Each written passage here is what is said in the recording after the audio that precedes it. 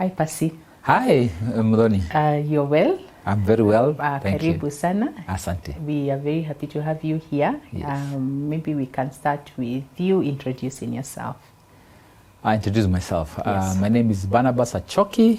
I'm a pastor. I'm a marriage and relationship coach. I am a husband and a father of 3. Awesome. Yes. Tell us about your authorship. Oh, I forgot that. And I'm also an author. Yes. Yes. That's the added title. Yes. As a result of Marriage, Thistles and Flowers. That's a book that we have authored together with my wife. And it's a long journey. I began writing, I loved writing when I was in school. I loved writing composition. Mm-hmm. And then later on, after I got born again in college, I began to journal. And so I would write. In fact, a friend of mine keeps reminding me, you used to write a lot. Yeah, so I'll write, I'll get books and write my devotions, just what I felt God was speaking to me through the scriptures. Yeah.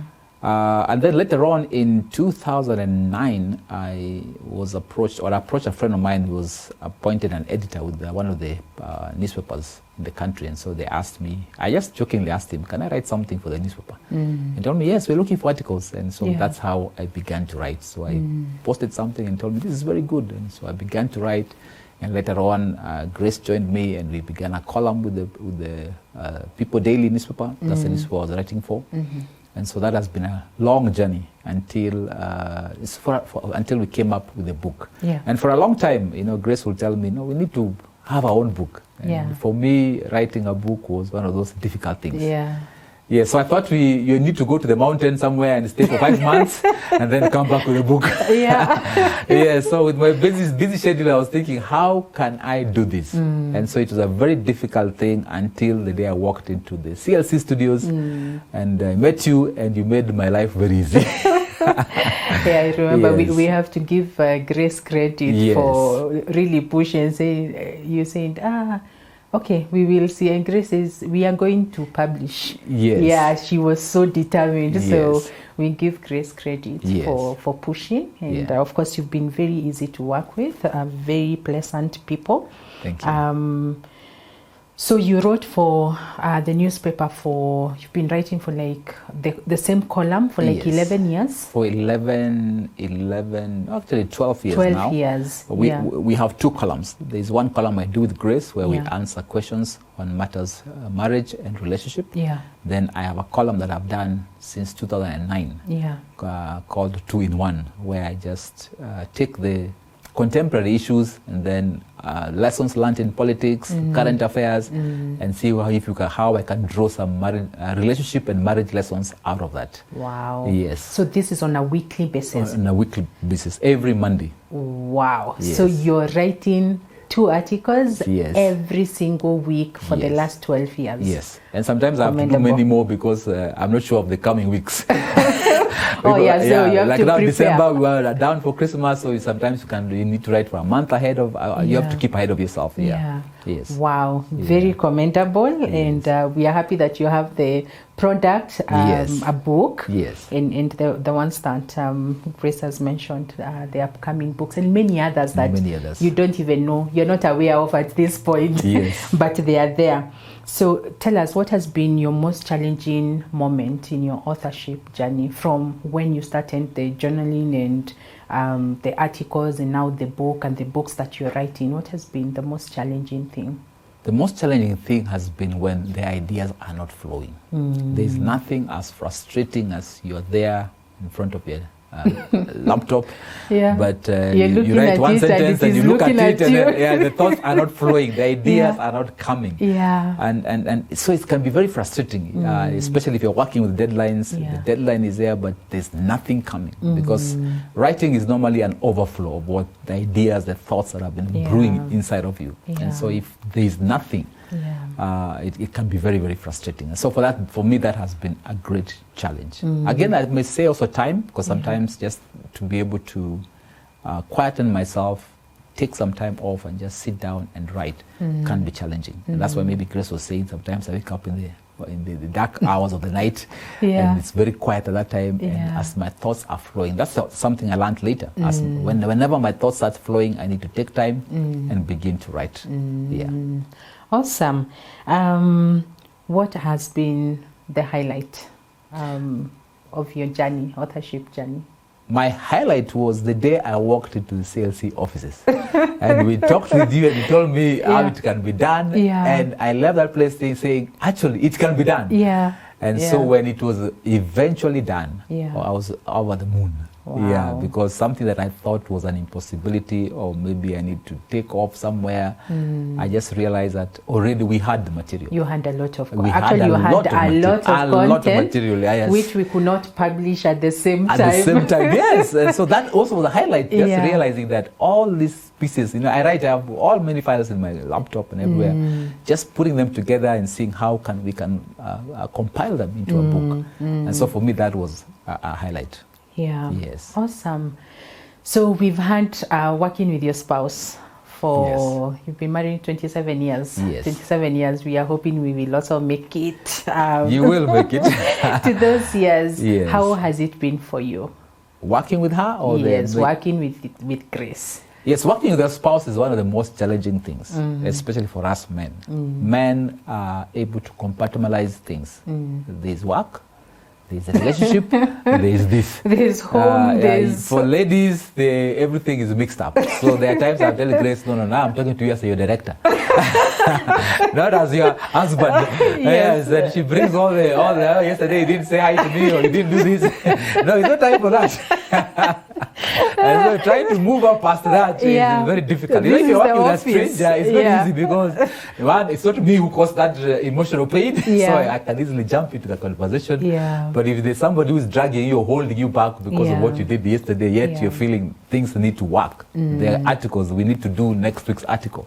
So it can be very, very challenging. Yet at the same time, it can be very, very enjoyable because we share the same passion. And so most of the time we are talking about that. In fact, Grace many times will tell me, let's talk about us. And I say, you see, us is what we do. What we do and us is the same thing.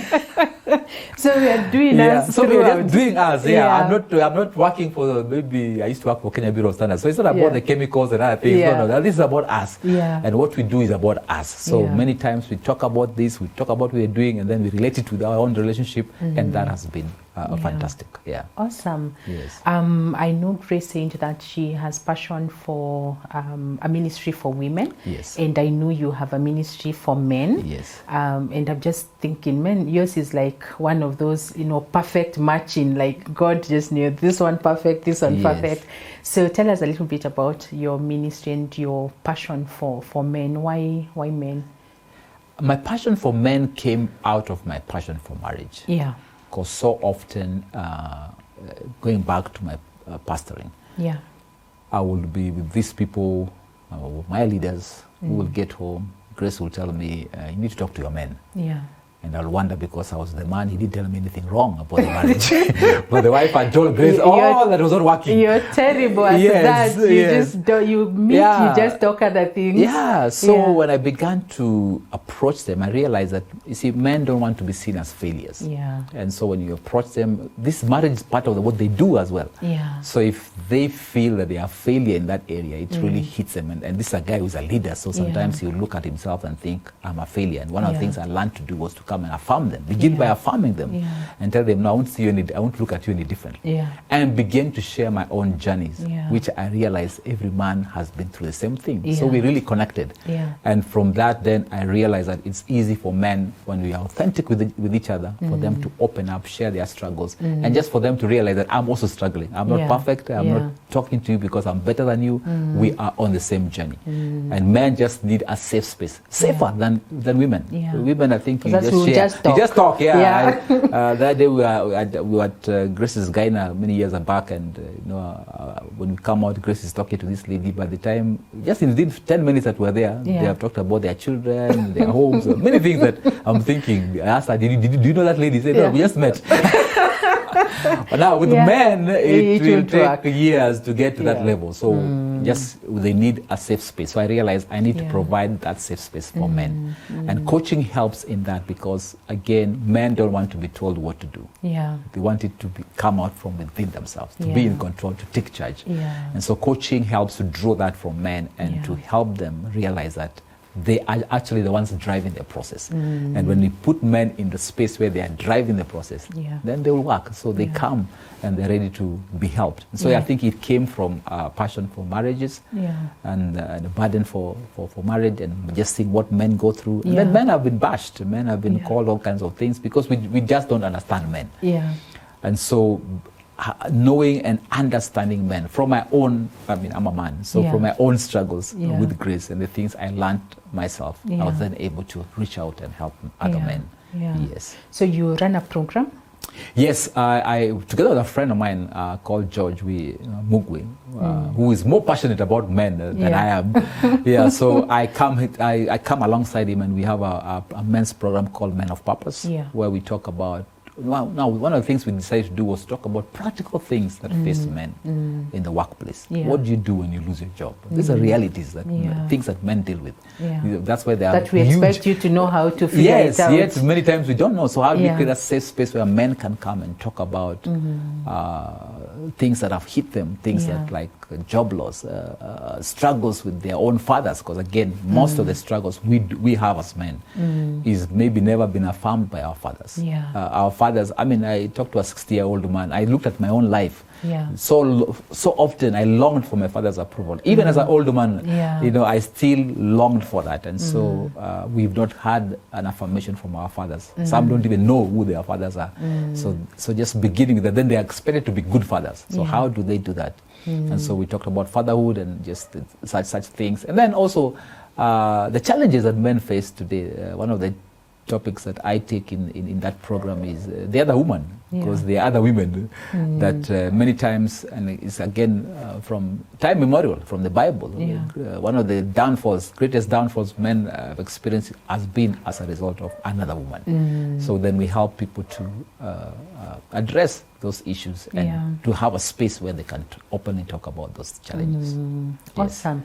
I like, I think when from even just publishing the book, is that you're very vulnerable. Yes. And the book starts, I'll not tell the viewers everything, but the book starts with you sharing about this story when you're going to Kisumu. Yes. And a lady sits next to you, a beautiful lady sits next to you, and you're married. Yes. So if you want to know the end of that story, get the book. Marriage, Thistles and Flowers. But when you start that like that, you're showing people that you're so vulnerable, that you're going through the same challenges that someone else could be going through. But whatever you decide, the choices you make when you're in that situation, that is what differentiates between if you succeed or if you fail. So I really appreciate you, and I appreciate your ministry for marriage, your ministry for men. Thank you. And we are cheering you on. Thank you. We want to see, by the time we are done, I don't know how many years, God gives us 20, 30, 50 years.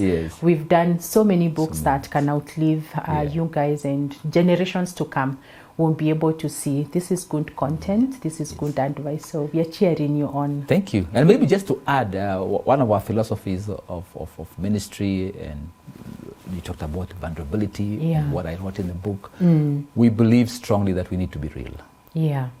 And my encouragement comes from the Word of God. You know, I keep telling people that if it was today's Christians, the Bible will have been seriously edited. We will not have read about David and Bathsheba. But God put everything there to show us that this is real. This is the reality. We are men, and we are fallible. We can fall. And so I think many times people look at me and Grace and think that our marriage is perfect, and they tell them far from it. Me too. Far from it, far from it. So we begin. In fact, our marriage ministry began when we were going for a marriage retreat, and we had our own issues. In fact, so Grace are you the ones teaching, or you are going to be... We were the ones facilitating. Facilitating, okay. Yes, and Grace had refused to come. And I ordered her to come. I'm the head of the house, and you have to submit. And so she came reluctantly. And as we were beginning it was a weekend retreat with couples. So you can imagine. Yeah, and she didn't want to come. She wants you to go teach the couples alone. Yes, alone, yes. So I told her, yeah, I can't do a couple thing and I'm alone. So she obediently followed me. And as I was there and I was beginning the session, the Friday night session. Yeah. And I'm struggling what to share with these people. Because I know I have my own struggles. Yeah. And so I decided to share our struggle. Yeah. Little did I know that opened up a whole bunch of confessions and people saying, yes, we are also like there, and this happened, and we talked until almost morning. And that weekend was huge. And so for me, I have learned that unless we are real, authentic, vulnerable, with especially as leaders, as pastors, people will never open up, people will shy away, people will not come to us, we will not be approachable, and thus we will not be able to help people. But when we are real and vulnerable, people can connect with us, people can identify with us, and that way we are able to help others. Awesome. Awesome. Thank you very much. We are so happy to have you guys and to publish the book and to walk this journey with you. And we wish you the very best. And more coming. Yes, Grace talked about the second book that we are having. Yes, and that's, to me, that's one of my highlights as well. Yeah, because I realized to get people reading a book or go through a book is make it a workbook. Where people can now use it to enrich their marriages. But also we are not growing younger, we are growing older. So from this again, an idea came that as we are thinking of the next generation, we then need to have a workbook with a trainer's manual that can now we can put in the hands of other younger people who want to work with couples, and so we don't have to be there, but those people who have a passion like us can use the same to teach and take other couples through navigating the storm. Absolutely makes sense. It makes sense. Awesome. Thank you. And we'll be there in the journey for as long as the Lord will allow. Thank you. Yes, and we're in partnership with you people, and we're looking forward for you to work with us. As we continue. Awesome. With more books. Amen. Amen.